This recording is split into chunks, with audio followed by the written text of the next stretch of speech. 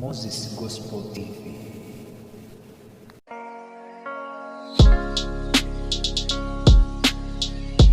Igitondo cyiza aho muherereye hose. Iyi ni Moses Gospel TV mukomeje gukurikirana. Bino wa mwanya tujya tugeraho kuganira ijambo ry'Imana, kuramya ndetse no guhimbaza. Muri uno mwaka twinjiyemo turashima Imana, banye kubifuriza umwaka mushya muhire. Rero muri kano kanya tugiye kuramya Imana, turahimbaza. Uno munsi turashima Imana ko yaturinze 2020, twaba twinjiye muri 2021. Ni amashimwe. Uyu mwaka rero twinjiyemo no gushima Imana. Rero tukaba tubanza kuramya Imana, duhimbaza, hanyuma twumve ijambo ry'Imana kugira ngo twiyegereze Imana.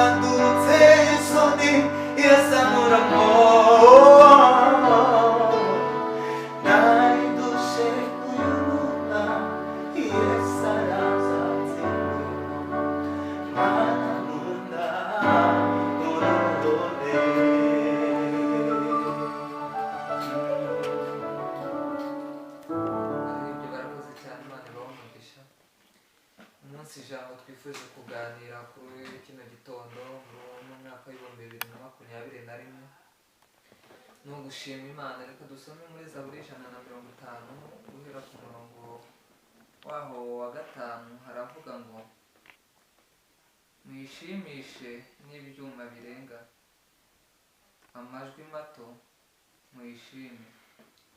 Ibyuma birenga kuri 6, ibihumeka byose bishima Uwiteka. Nta mpamvu n'imwe ihari yatuma tudashima Uwiteka. Mu bibazo, mu byishimo, tugomba gushima Uwiteka. Iyo turi mu bibazo bitandukanye, mu bibazo duhura nabyo mu buzima bwa buri munsi, tubona imbaraga z'Imana. Nta bwoba umukristo agomba kugira nabwo, kubera ko buri gihe ni ugushima Imana. Mu 2021 turashima Imana ko hari byinshi yadukoreye. Kuba ndiho, kuba uriho, si imbaraga zacu, si uko dukize cyangwa ngo abe ari. Ijambo ry'Imana tugiye kurisoma muri Zaburi 150 umurongo waho wa 5 tugeze ku murongo waho wa 6. Dusome mu izina rya Yesu. Aravuga ngo mushimishe ibyuma bivuga, amajwi mato mushimishe ibyuma birenga kuri 6, ibihumeka byose bishima Uwiteka. Mu 2021 turashima Imana. Hari byinshi twanyuzemo, ariko turashima Imana yuko tugezeho. Hari benshi batashobotse kuba mu 2020 bari bameze neza, batari barwaye, ariko Ubw'umugambi w'Imana turashima Imana ko mu 2021 ko tuwugezemo dushima Imana ko turi amahoro. Ijambo ry'Imana ritubwiye ngo buri gihe no gushima Uwiteka, buri gihe no gushima Imana. Buriya mu bintu byose dukora hatabamo gushima ntacyo twaba turimo turakora. Imbaraga z'Imana zigaragara mu mashimwe. Ntaho wigeze wewe nk'umuntu ugenda ngo uhure n'Imana, gusa Imana yibonera mu bitangaza unyuzemo. Turashima Imana ko Imana ikomeje kutugirira icyizere ikaturinda. Mu 2020 tukaba tuyigezemo. Rero ukurikiye Moise Gospel TV n'ijambo ry'Imana muri rusange, tubifurije umwaka mushya uzabebere umwaka w'amahoro, umwaka w'ibyishimo, umwaka wo kumva ijambo ry'Imana, umwaka wo guhinduka, umwaka wo gukora neza mwebwe n'imiryango yanyu. Mu gihe muri twebwe dufite ijambo ry'Imana, mu 2021 wiha intego uvuge ngo iki gihe nzaba ndifuza gukorera ijambo ry'Imana cyangwa ndifuza gukorera Imana kubera impamvu.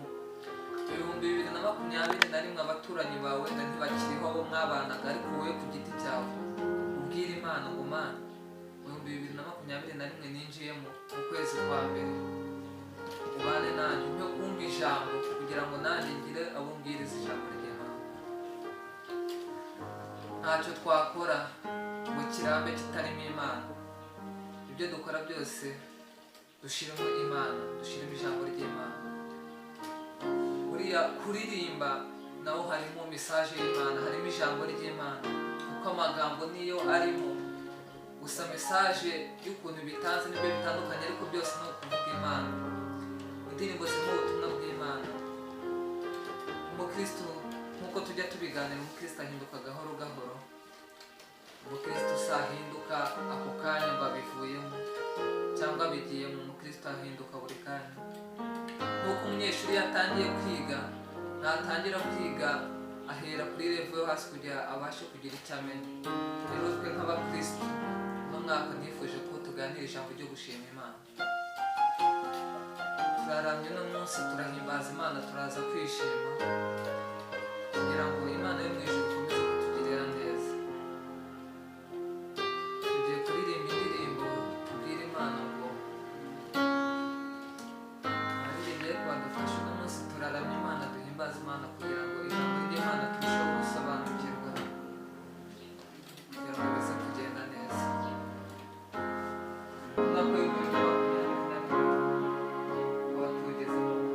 Besindi mani meze nk'Imana yacu, yo yonyine nibasha kukumva. Iyo yakoze ibyo twayisabye byose, ibisigaye nabikora. Haleluya. Besindi mani meze nk'Imana yanje, iyo yonyine nibasha kutwumva. Iyo yakoze ibyo twayisabye byose, ibisigaye nabikora.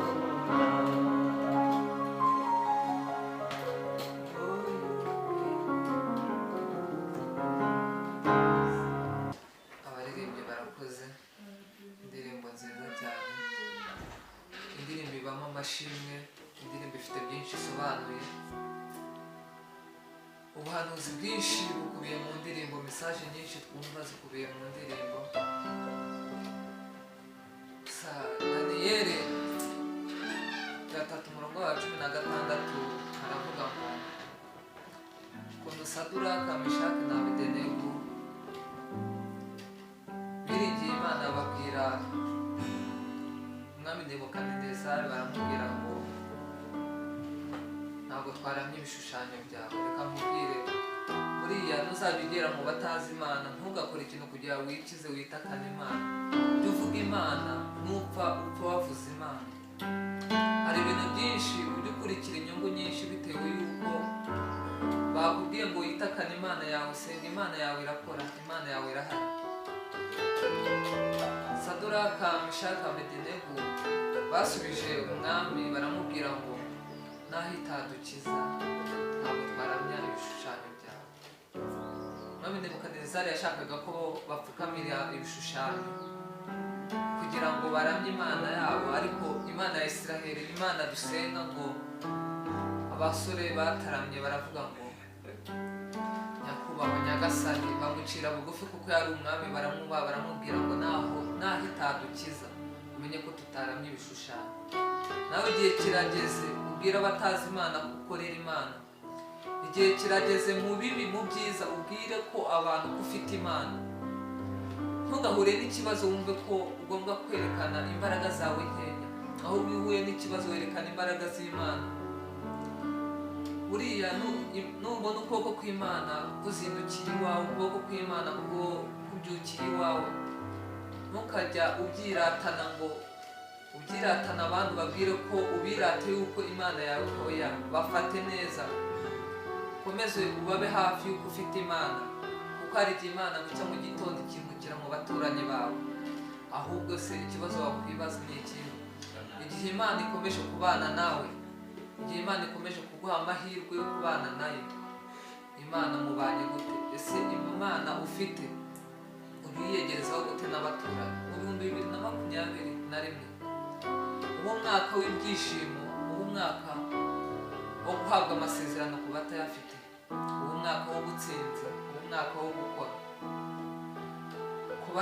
Ku badafite ubushobozi bwo kwiga, iki ni cyo gihe mu 2021 Imana yo mu ijuru ibacira inzira.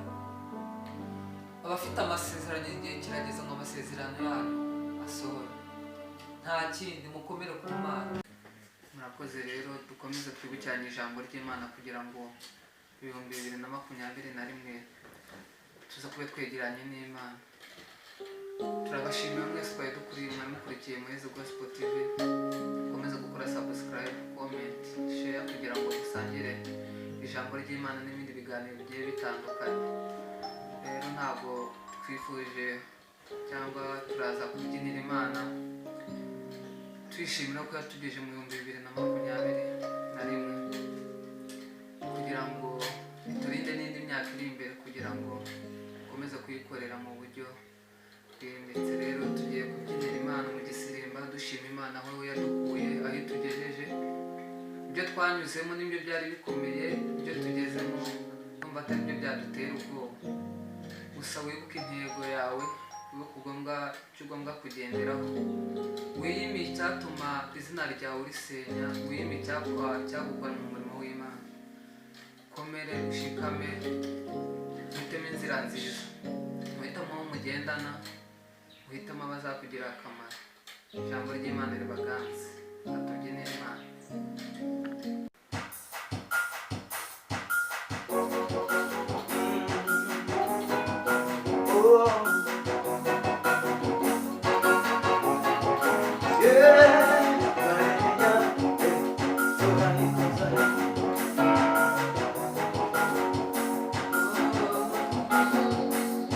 Tuzamuye amajwi yacu tugushima, twerekeje imitima yacu mu nzira zigana i Siyoni.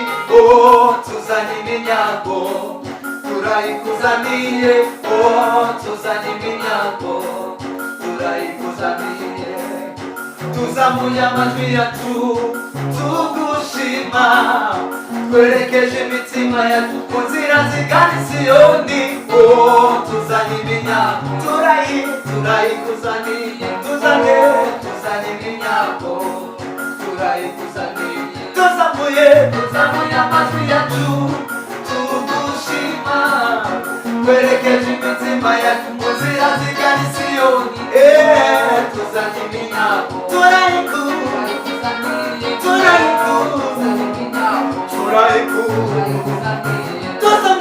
tuzamuye amajwi yacu, twerekeje imitima yacu mu nzira zigana i Siyoni.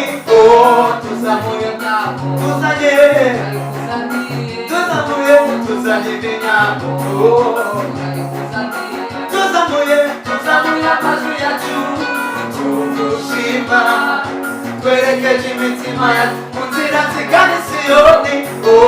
Tuzanye ibinyago Yesu, tuzanye ibinyago tuzanye ibinyago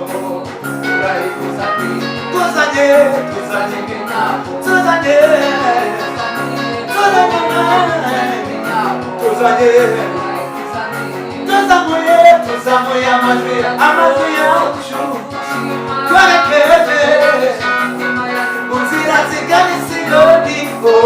Tuzanye ibinyago Yesu we, tuzanye ibinyago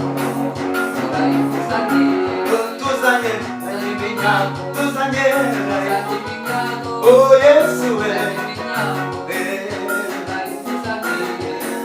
uzikurinda mana we,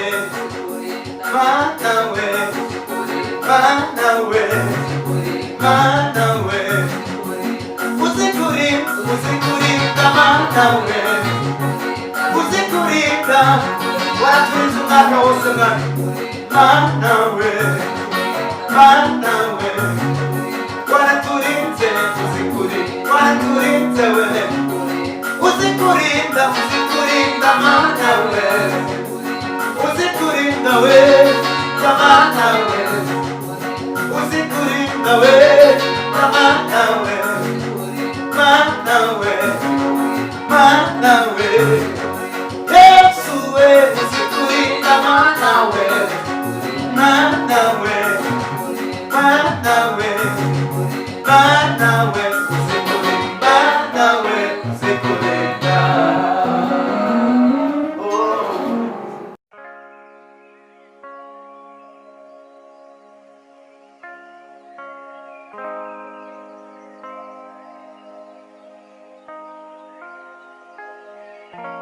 Moses Gospel TV.